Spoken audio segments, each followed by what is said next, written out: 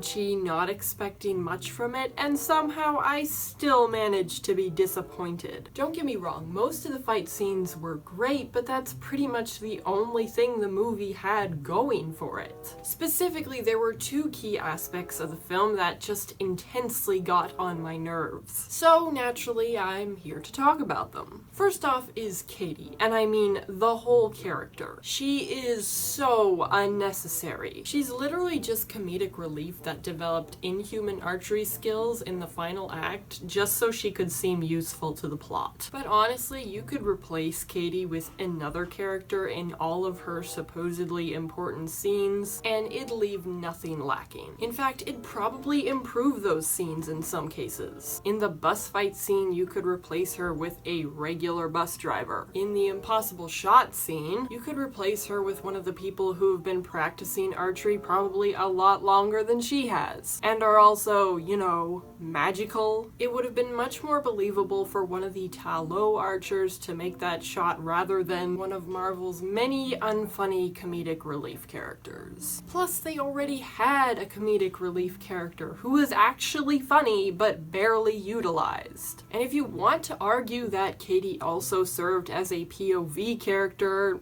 why did we need a POV character? I'm sure the audience could have easily grasped the situation without one. We didn't need an everyman for the MC to exposition to. Better yet, with Katie out of the way, Shang-Chi could have had more meaningful interactions with his sister. For the reveal of Shang-Chi becoming a murderer at the age of 14, Xiaoling could have asked him if he'd carried through his mission. By that point, we could have already been filled in on what she was talking about through flashbacks. Shang-Chi wouldn't answer right away, but when he felt ready to reveal the truth about his first and final mission for his abusive father. And speaking of Wenwu, the other aspect of this film that I absolutely despised was Wenwu's redemption. The whole villain redeems themselves by heroically sacrificing themselves for the hero trope has been done to death. And it's really just an easy out for the villains. After all, if they're dead, they don't have to face the people whose lives they ruined, or constantly struggle with falling into old patterns. So how about we give this tired trope a rest and let our villains die as villains? Honestly, while I was watching the scene, I kept expecting Venom to come tearing in like, screw this guy. He made his choices. Friendship application denied. Between Cruella, Loki, Namari, and even Venom himself, Disney really just can't seem to let villains be villains anymore, and I'm getting tired of it. Anyway, thank you so much for watching, and if you enjoyed, be sure to drop a like and subscribe to the channel so you don't miss any future content. I'm your Alibi, and I will see you next time.